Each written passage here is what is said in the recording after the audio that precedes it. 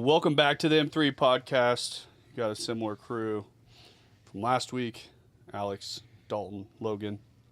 But I've actually really been enjoying these. It's actually forced me to start thinking about the podcast a little bit more beforehand. I feel like the podcast has always been something that camera starts rolling, and that's when I start thinking about something. So just being a little bit more calculated and hitting on these topics, and I feel like it kills two birds with one stone, because I feel like these are things that we need to be discussing anyway. So we get to record them and put them out to the world. So this is awesome. But topic number one, I got 3 topics. We got 30 minutes. We might hit 2. We might hit 3. So first one's going to be pressure creates leaders. Last week I kind of had overall topic points. I didn't really have questions. This week I have a little bit more set out questions to move forward with asking and going around. So the first one is going to be, do you think leaders are made under pressure, or do you think they already have it in them? Anybody can take it away. Don't jump all at once. I mean, I personally think it goes both ways. I think some people have a natural born leadership ability in them. And they can kind of choose how they want to do it. They can either, expand on that or just kind of, keep it how it is. Because I think we see that like in young kids in sports teams, Some of those kids like take the lead, they end up becoming the leader. Typically they are one of the more athletic individuals on the team, so that helps them. But I definitely think, though, there's a lot of growth that can happen, though.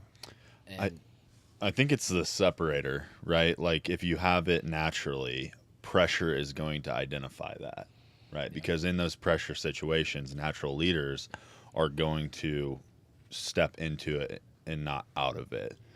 I think that's why there's that correlation there. Sometimes I think that there are people that it's a skill. There's people that are in between too. And in those situations, I feel like you can learn through pressure, and it's something that, number one, a lot of people learn by seeing stuff done. So observing leaders in pressure situations, like maybe it's an older brother or a cousin or something that, kids have watched them do it in their sports. They have seen the roadmap. Yeah. I think the way that I kind of look at it is, if you do the work to develop the skill set before the pressure hits, then the pressure doesn't feel like pressure.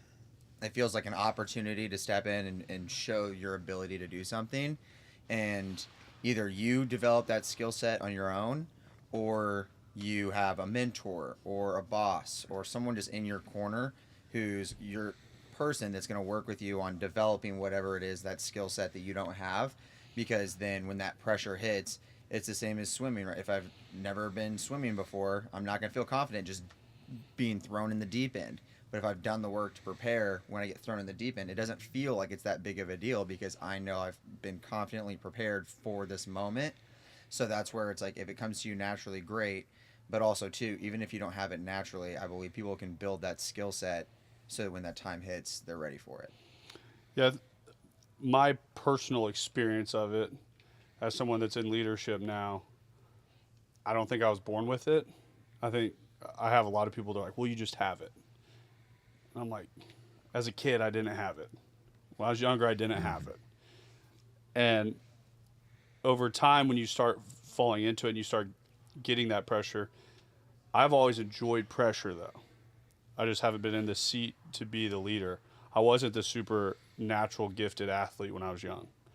That there were at that point, the best kid on the team normally was the ones that started getting into leadership roles. Mm-hmm.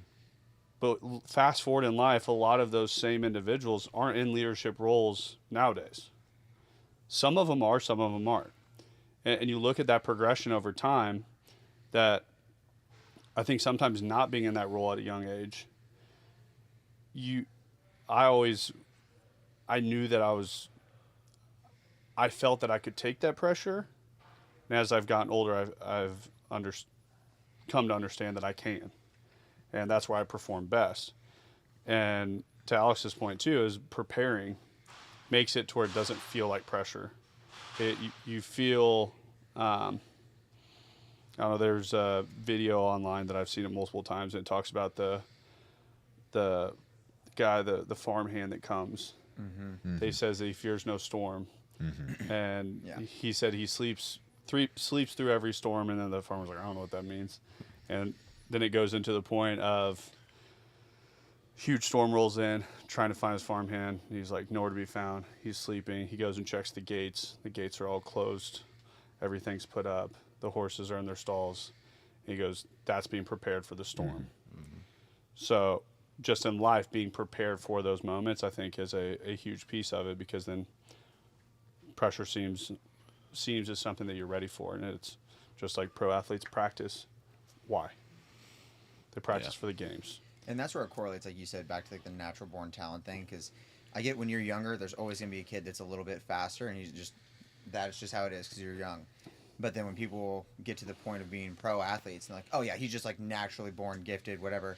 I'm like, okay, I'm sure he started off a little ahead of the rest of the group, but you don't get to where he's at by not putting the work in. Right. And also too, if he's really only naturally born gifted and he doesn't do any work, he's not going to last long at all. And to that leader and pressure position, that correlation, if we look at it from a pro athlete standpoint, there's a reason that a Tom Brady stood at the level that he did. There's a reason that Patrick Mahomes stands at the level that he does. Mm-hmm. It's not saying that, are they great quarterbacks? 100%. Their factor that makes them different is when they get to that pressure position, they don't break. Yeah. That was the change I feel like watching the Chiefs is, it used to be if it came down to 5 minutes left and we got the ball, I'm like, well, turn the TV off. We've lost. Yeah, you know we have no chance. Yeah. Now, I mean, it gets down to 2 minutes and we get the ball back. You're like, we're winning the game. Like, game's ours. Like, they messed up. But that's why people hated playing against Tom Brady, because it happened over and over and over. Yeah.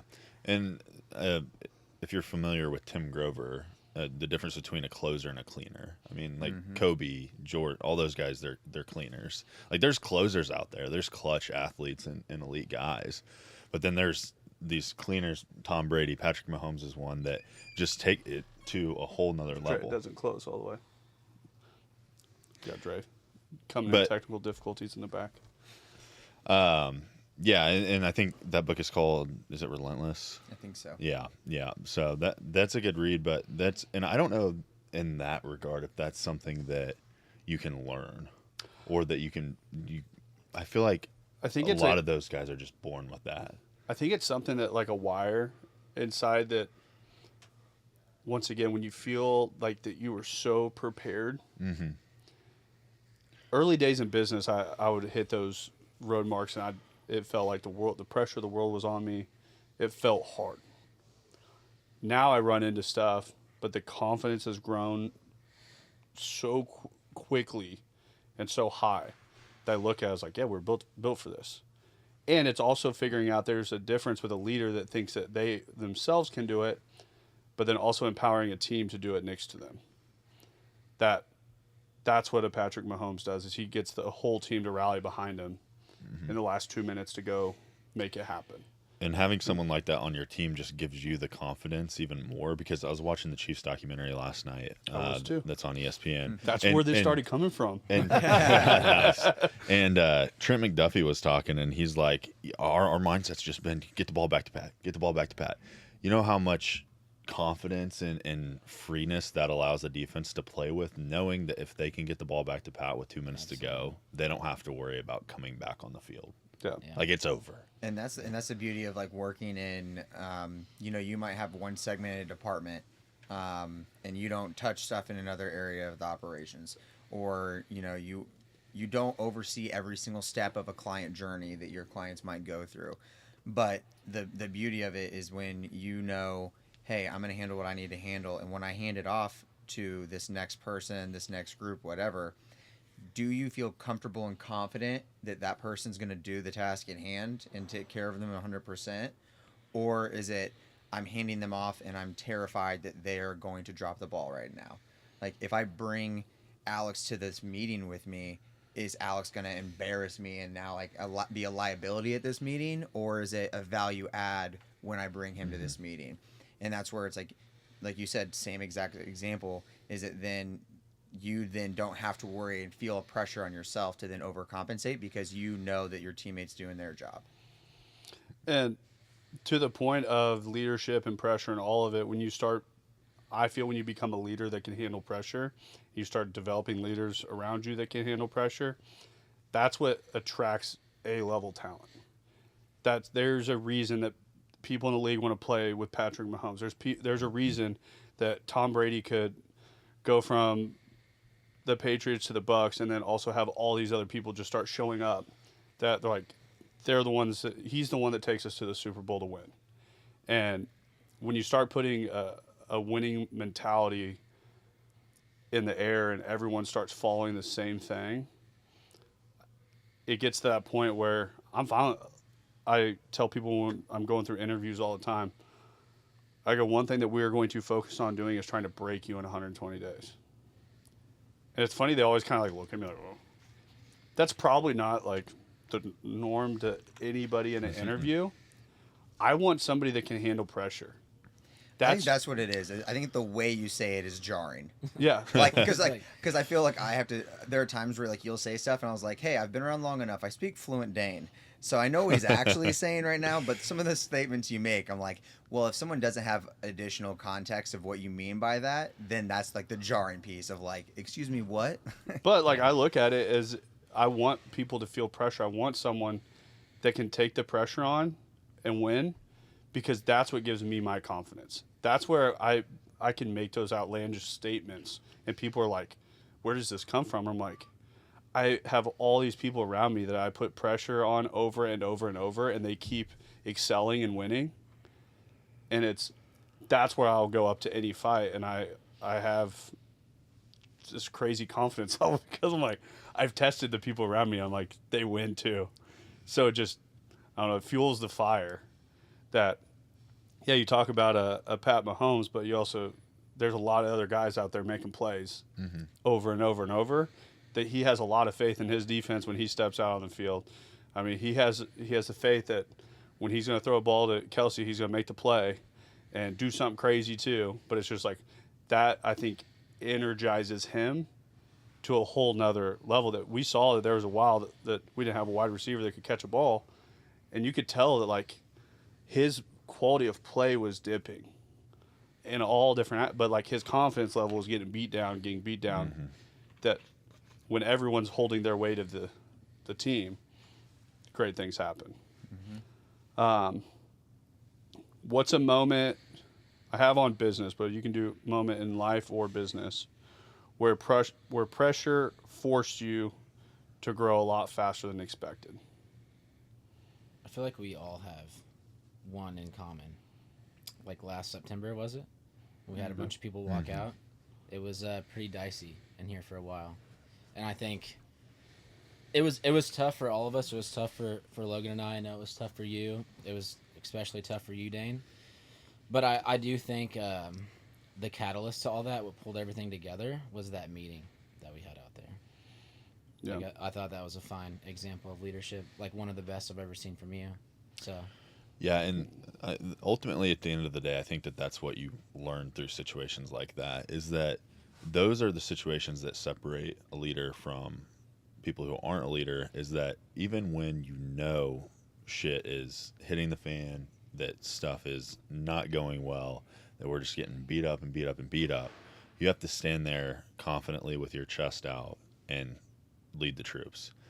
And I don't think a lot of people understand how much mental gymnastics that takes when you have zero reason to be confident, when you have zero reason to stand up there and be able to say these things and to lead people and to give them hope. The ability to do that is what separates great leaders from people who just manage. Yeah. I think in that time when we went through it, it was something that I still had, why I can retain confidence in those points is because I still have full faith in the people that stand around me. That the people that were supposed to be here were still here. Yeah. If that would have went a whole different way, and it was a bunch of people that I like, if the leadership side did this, like, it would have been a whole different kind of outcome of what happened. There's certain people that I have faith in there's certain people that you're working on that you're trying to help, you're trying to move forward. That doesn't always work every time. To where when that was taking place, the golden keys that I still had were still here. In my head, the way that I positioned in my head, that we hadn't lost anything that we couldn't replace and build back better. To where I think that's why, once again, I don't know how I formulate things in my head sometimes, but it's like I also just, I look at everything from the most positive outlook that I can. But still, even at that point, even in our worst time, we're getting beat up and everything's we feel is going southbound. We still have an opportunity to do something great.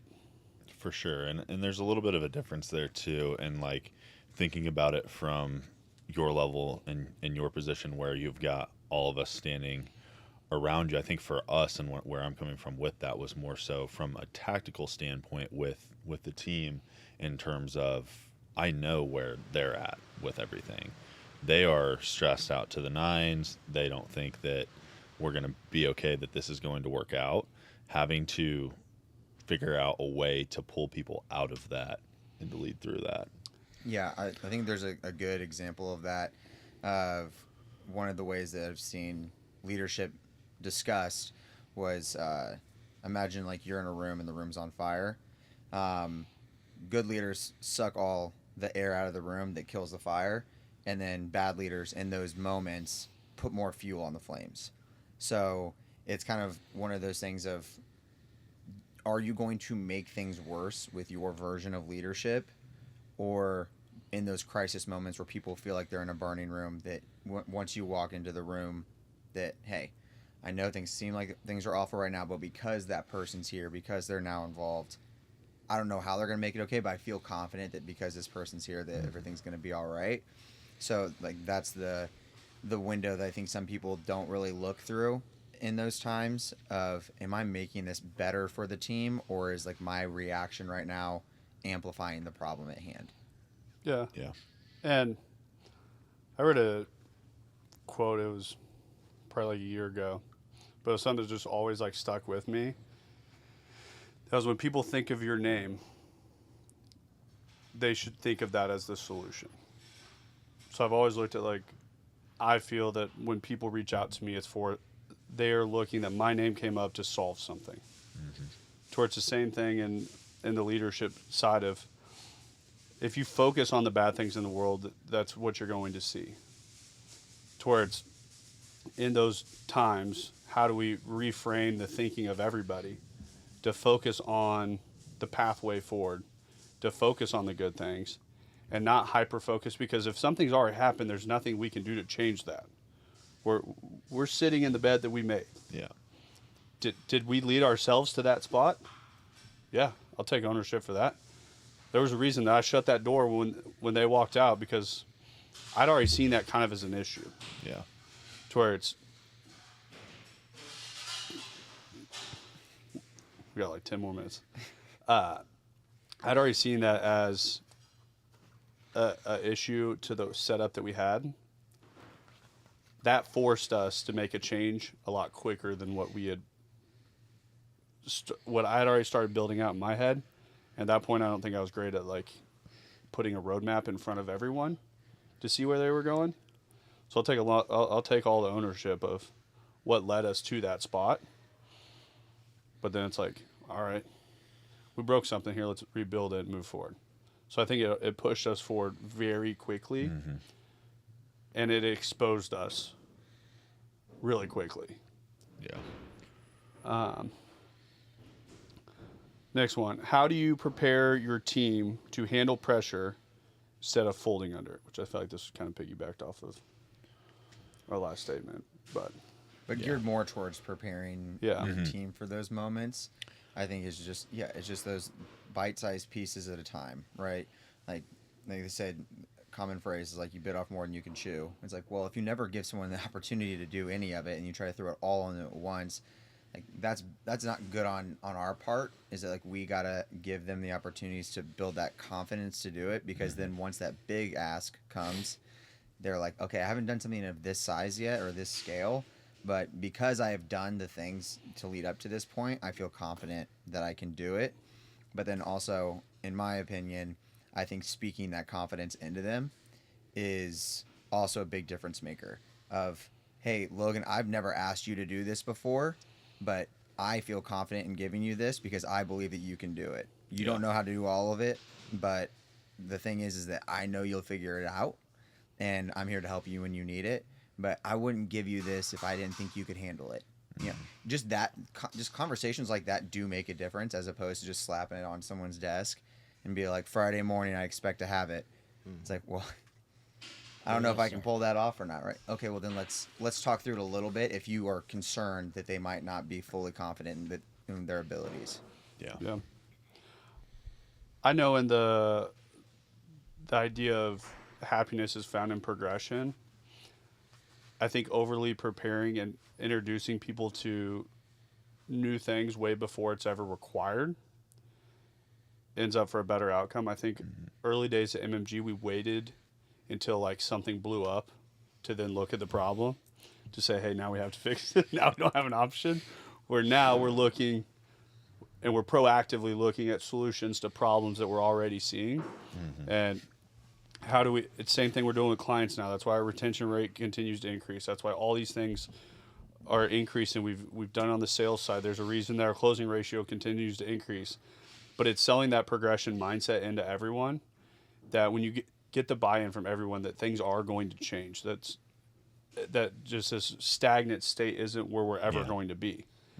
And then if you get them to where they open their minds to learning, you get someone becomes way more receptive to that proactive approach that says, hey, this is additional work, but this is helping you get from level 4 to level 5.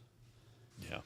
And in the future, we'll be able to give you additional workload, additional staffing, whatever it may be, that the whole ship has to move forward. And if you have somebody that's stagnant, there's going to be other people that either have to be hired outside the walls to take the next position up, or they're going to have to be able to step up.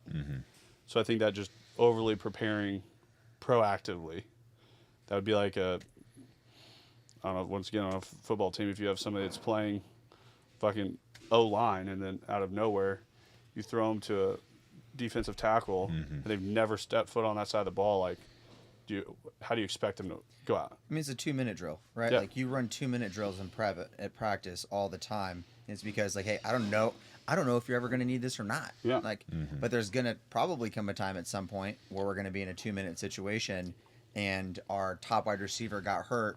Well, now we're going to run that situation today, right? Don't put people in a position to fail and then blame that person. Like that's bad on us as leaders. Is we need to put people in situations to succeed. And that's where I think like I said, it's a jarring statement because I think it sets up the idea that like we want you to fail. I think that's how some people, when you say that, I think that's how they hear it.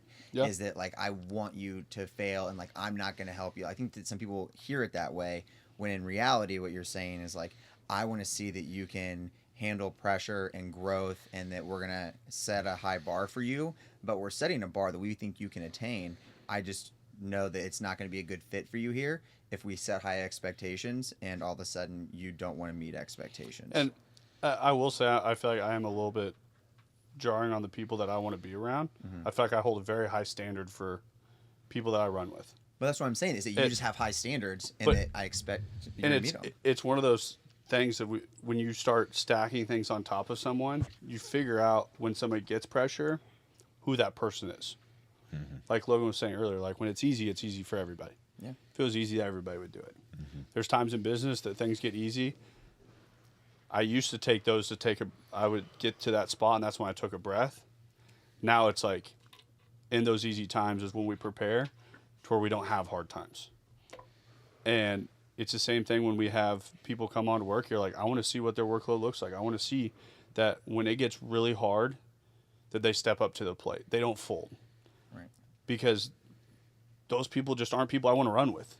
Yeah. Regardless, like I don't want to run with them in life. I like not in a bad way. Like I could have drinks with somebody, be at a bar, but like if that's the way that their mind works and that's the way that they operate, that's just not my pack. Towards I am really big on weeding people out, and I don't need every single person to agree with the way that I think, and it's fine. That's the great thing about our world is you can think differently.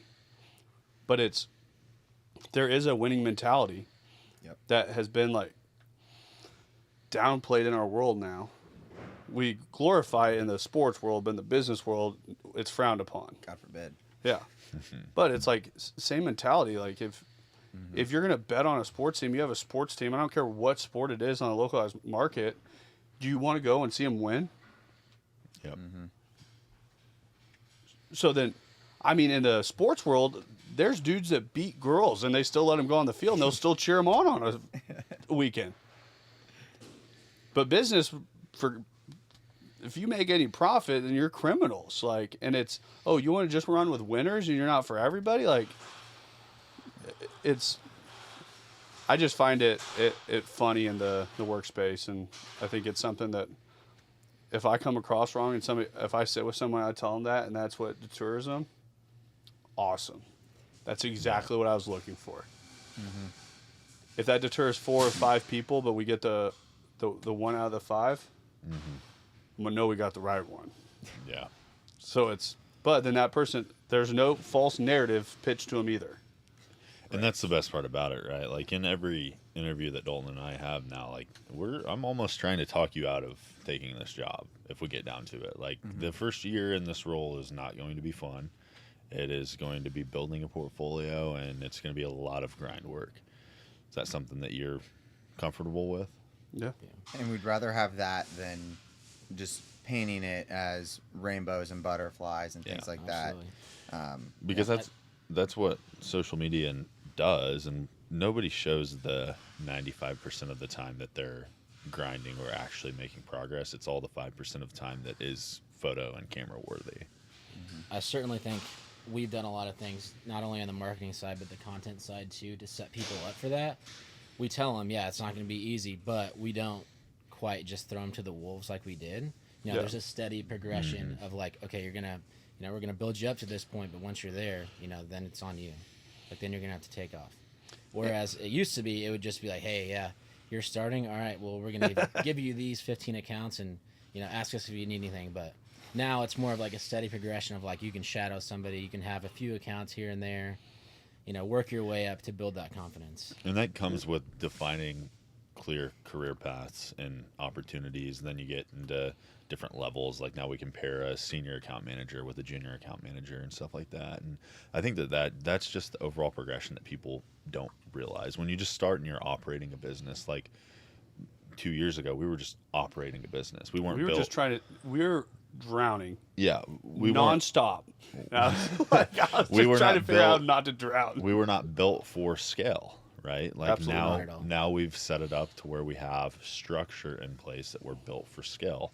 With that comes org structure, comes clear progression, and that's what clears up that discomfort for some people is, oh, I don't know what this is or what it's going to be. It's like, no, this is what this role is, but if you're successful in this role, then you get to go here. And I think that's why not everybody's built to work in a startup company, is because we didn't have that for a long time, and we still don't have that as much as we will one day. But there's a certain characteristic within people that can tolerate that and live in that uncomfortable and not knowing. And it's funny when interviews make it to me and I'm talking with them. Like I told them, I'm like, this isn't going to be, you're not going to get a marketing question from me. Like it is, and it's strictly like a gut feel. And it's something that I was talking to Alex. He goes, you just take a vibe off someone. Like that's how you hire. I'm like, yeah, yep, 100%. And I feel like to this point it's done pretty well. Like it's something that I want people I can trust. I want people that, like I said, can handle the pressure. I want people that are willing to step up. I'll bet on that person 10 out of 10 times. Yeah. That we have had so many times of hiring account managers, content people, that someone else has a way more decorated background. But I sit with them and I'm just like, something doesn't tick. And it was like the same thing, like when Alex and I sat at the cigar plate. I mean, Dalton and I, like, how much of any of those conversations were about marketing? None. Yeah, and Elon has this video out there where he's he talks about hiring people, and he's like, my number one question that I ask people is, tell me about your life. Tell me about the problems that you've solved and how that progressed you and how your life was after that. Because anybody can sit there and fake an interview. We've all hired people that have faked interviews for, you can sit there and say whatever for 30 minutes to an hour to make yourself sound good. And I've gotten fooled a couple times. when you focus We on, all have. yeah, Dalton and I definitely have to. When we focus on the questions that identify what we really want to know, like that, because if you've actually solved problems and done what you say you've done, then you're going to be able to go multiple layers deep with that and to give a detailed explanation of how that worked. It's the same thing with like structuring questions around, I want to see how people handle situations, explaining stuff that they have no idea about. So one of the questions I've started asking people is, describe what you think the marketing and sales funnel is to me. And usually it's people who have no earthly idea what that is yet, unless they have a good level of experience. I don't ask that because I care that they know what the marketing and sales funnel is. We can teach them that. I want to see when they're sitting in a client meeting and a client throws a curveball question at them that they don't know the answer to, how well are you going to answer this and how well can you work your way around it? So you guys are a lot more thought out, and I really ask people about like kind of their daily habits and what do they do. Like That's important too. though. That's it's super wild. important. Like I'm sitting with a girl last week, and it was just like interviewing. Like we're talking about, she gets up at 4:00 every morning. Like just her habits outside of work. Like that there will tell you so much about a person. That will tell you about what their lives will look like in the future. That will tell you that the consistency piece of how they operate is the hardest. That's something I don't know if you can teach it. Yeah. I feel like that's the fire that someone has inside of them, the drive that someone has. You can't give that to someone. You can try all you want, and I mean, I have went to earth's end trying to give that to people, but that alarm goes off at 4 or 5 o'clock in the morning. It's a fire that wakes you up, that gets you to say, "Hey, I'm not snoozing. I'm going to the gym." Mm-hmm. To when you find people that live those just daily habits correctly, those are people I'll bet on over and over and over and over. Like you said, they'll learn it. They already have the time allocated. They're disciplined enough to be doing X, Y, and Z. And it's just, that's where I kind of look at it, as just from a overall life perspective. Is this somebody that now, in the position we're at, I look back, if I would have asked better questions a year and a half ago, Yeah. probably would have saved myself a lot of time on some deals that And wouldn't have had to go down that route. And ultimately, we're able to identify and know what that is and what we're looking for because we put our good core values in place. Like everything that you describe and we say that we're asking this off of can be directly correlated back to one of our core values. It's the work ethic, right? Like being able to do that. It's the integrity of keeping the promises that you make to yourself. It's the not wanting to let your family down. The 300, we rise as one, we fall as one.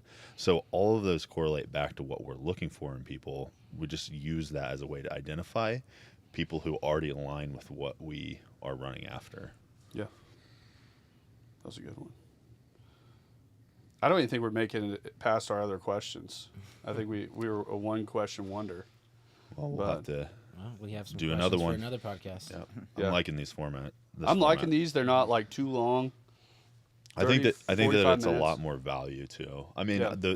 Don't get me wrong. I love the giving business owners and just people in general the opportunity to tell their story, and I don't think that we abandon that as a whole. But I think that these are just little nuggets, quick value points that people can get. Yeah.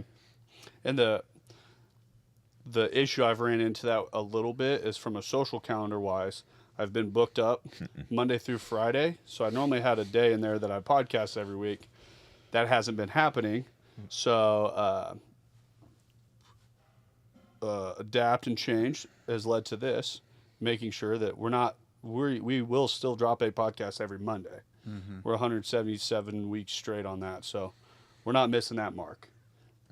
This was recorded at 12:45 Monday. That it'll be dropped here in a few hours. Yeah. So we don't miss the mark on consistency. And once again, if we're going to preach it, we have to be the standard of it. Mm-hmm.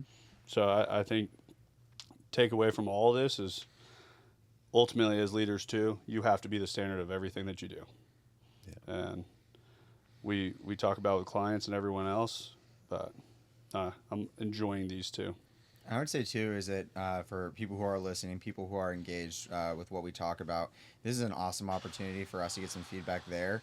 Of hey, what are some conversation topics that you'd like to hear from us regarding, hey, what's going on with your business or what's going on with your company, or things that you're experiencing that you'd just like to get our thoughts on or our feedback or anything like it, or if it's just an absolute curveball question about any of these topics. That way we're speaking directly to the people who are listening. For sure. I like that. Dalton, Logan, final thoughts? Nope. That's M3 Podcast. Join us again next week. Peace. Thanks for listening to the M3 Podcast. Be sure to subscribe so you don't miss the next episode. Want to learn more? Check us out on Instagram at Moss Marketing Group, on Facebook at Moss Marketing 58, or on our website at mossmarketinggroup.com.